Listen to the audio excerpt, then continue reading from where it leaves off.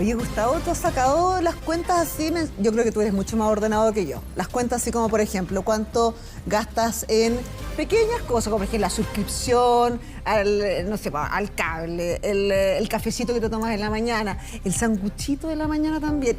¿Has llevado una lista así como ordenada de esos gastos pequeños que uno dice? No llevo la lista, pero sí como tengo un orden finalmente en lo que gasto. Trato de no gastar más de lo que uno finalmente tiene, ¿no? A propósito del gasto hormiga, el consumo hormiga, ¿no? Exactamente, el consumo hormiga, esos gastos que se van fugando día a día, el cafecito, el embeleco, como dirían los abuelitos también.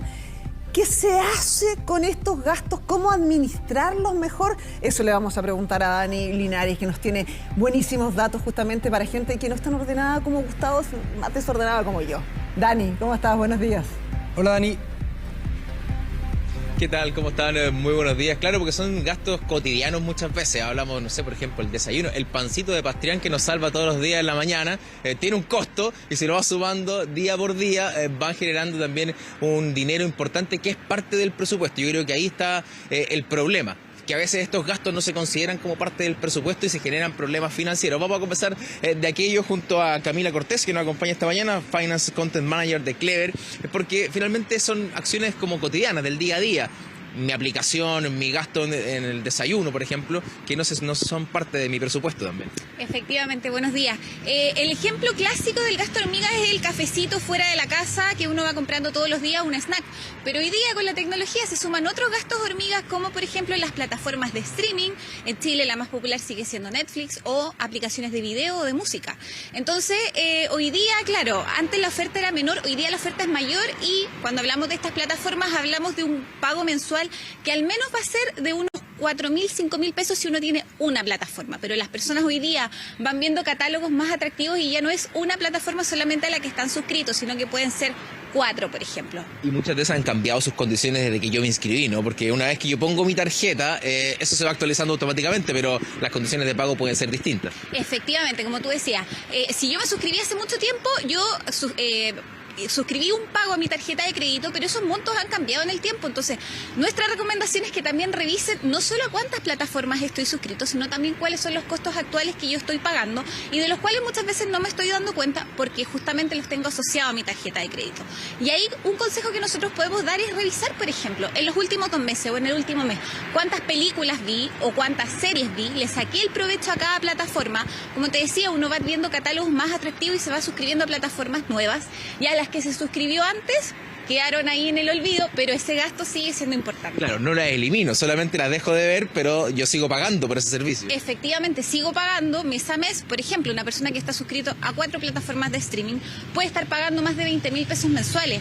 Si sacamos esa cuenta al año, pueden ser 250.000 pesos al año solo en plataformas de streaming, y si no las estoy ocupando, por supuesto que eso está significando, por ejemplo, un dinero que yo podría estar ahorrando y que hoy día está haciendo una fuga. Y cuando ocupo plataformas, por ejemplo, en mi casa con mi grupo familiar, también es bueno repartir ese gasto, ¿no? No que cada uno tenga su plataforma de streaming, porque en el fondo la película la ven entre todos. Efectivamente, o sea, ahí los grupos familiares o amigos que se fueron a vivir juntos también podrían hacer más eficientes esos gastos y decir, oye, no estemos pagando la misma plataforma tú y yo, compartamos el plan, compartamos la aplicación de delivery. Hoy día también hay aplicaciones de delivery que te ofrecen planes, por ejemplo, para tener envíos gratis, pero puede que también no la estés usando y ese cobre se esté haciendo tu tarjeta. Entonces, como tú decías, los grupos familiares también, otra recomendación ahí es que hagan más eficiente ese gasto y no estén todos suscritos a las mismas plataformas y estén, obviamente, desperdiciando ese dinero mes a mes. Triplicando un gasto que podría ser uno solo en el caso de 3 personas de un grupo familiar. Hablamos de plataformas, de también, por ejemplo, cuando uno pide delivery, comida, que son gastos que se van dando por acciones cotidianas, así como, tengo hambre, voy a pedir algo. Pero ese pedir algo, el hecho de no tener esa acción de compra, de ir a un mesón, ahí decir, oye, voy a pagar esto, a veces es mucho más fácil y quizás no se considera, ¿no? Efectivamente, finalmente a lo que nosotros apuntamos en Clever es a que la gente visualice esos gastos. Hoy día cuando pagamos, incluso cuando vamos a un lugar físico y pasamos la tarjeta, muchas veces no vemos el monto que estamos pagando. Solo nos preocupamos de digitar bien la clave en la máquina. Entonces, visualizar esos gastos, ser conscientes de el envío, el despacho, la propina, lo que estamos gastando, ver si podemos buscar alternativas. Quizá hoy día estamos en un momento económico complejo y la gente está buscando alternativas de su presupuesto para poder ahorrar. ahorrar. Entonces, por eso nosotros apuntamos a los gastos hormiga, estos gastos que la gente no los ve en el día a día, como el cafecito, que pasan casi desapercibidos y que en el fondo pueden al final del mes o al final del año significar un presupuesto bastante importante. Camila, ampliemos esta conversación al estudio. Ahí está Gustavo y Carola con algunas consultas. Sí, no, bueno, el tema es cómo ir controlando esto, porque de repente uno deja el tema de la tarjeta, ¿no? Como que la tarjeta paga y en rigor el que paga es uno, ¿no? Pero de ir revisando frecuentemente, algunos lo hacen mensualmente, pero este gasto hormiga es día a día, quizás tener en cuenta eso, ¿no? Tener en consideración aquello de ir revisando quizás día a día, semana a semana, pero con mayor frecuencia, finalmente, los gastos que estamos realizando a través de nuestra tarjeta, del plástico, ¿cierto?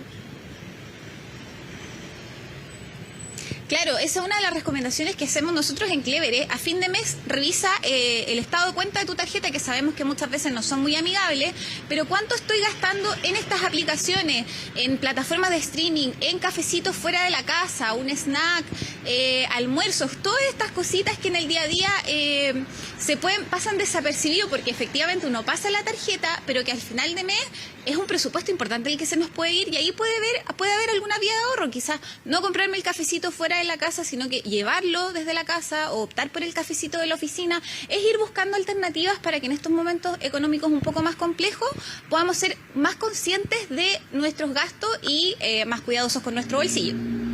Claro, y ahí en esos casos, esos gastos, en el fondo, cuando se transforman en fijo, ¿no? Cuando son esporádicos, ya sí son parte del presupuesto. Yo lo veo mes a mes, en una suscripción mensual, o bien si todos los meses yo consumo comida fuera de mi casa, eso ya tiene que ser considerado como parte de mi gasto fijo. Efectivamente, o sea, lo que nosotros primero siempre recomendamos es tener un presupuesto, que eso es clave para poder tener una conciencia y ser transparentes con nuestro bolsillo.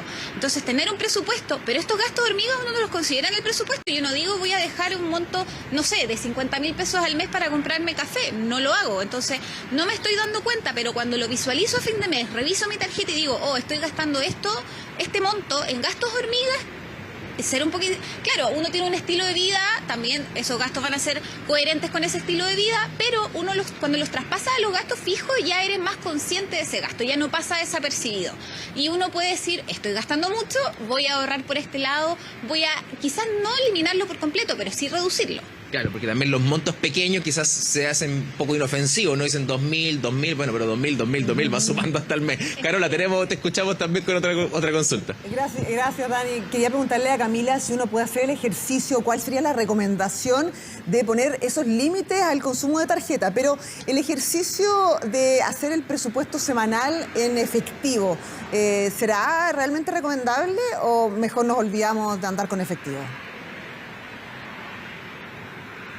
O sea, ahí hay personas que hoy día prácticamente no utilizan efectivo. Efectivamente, o sea, claramente el efectivo nos permite ser más conscientes de cuánto estamos gastando versus la tarjeta. Quizás no sea tan recomendable, pero sí visualizar los gastos, saber cuánto estamos gastando, quizás anotarlo. Cada uno tiene su método. Hay personas que utilizan aplicaciones en el teléfono para ir anotando, registrando cuánto están gastando en eso. Y en base a ese antecedente, a ese marco que me estoy generando, ir viendo, puedo reducirlo por aquí. Quizás un día decir, no voy a utilizar la tarjeta para estos gastos, no, guardarla en alguna parte. Ahí cada uno tiene su método. Pero lo importante es que seamos siempre conscientes de los gastos y el mejor ejercicio para partir es primero identificarlos, como te decía, revisar la tarjeta, cuántos cargos estoy teniendo, pero como tú decías, la recomendación siempre es tener un presupuesto mensual, semanal, y en donde la idea primero es que uno sea súper consciente de todos sus ingresos y después ver primero los gastos fijos, obviamente, y luego el ahorro. Nosotros siempre decimos que pagarse a uno primero es lo más importante, que el ahorro no sea lo que me quedó del mes después de esos cafecitos y de esas plataformas de streaming. El ahorro y después estos gastos variables que muchas veces tienen que ver con el ocio, con la entretención. Recordemos también que con la pandemia la gente empezó también a suscribirse mucho más a estas plataformas porque en el fondo uno buscaba maneras de entretenerse en casa.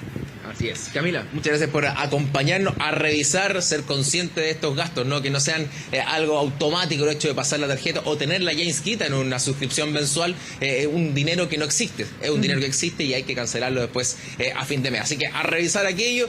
Yo por mi parte hoy día no voy a poder ahorrar porque tomo desayuno siempre en el canal, pero la Sarita no está. Así que vos tenés que comprar un pan ahí en la esquina.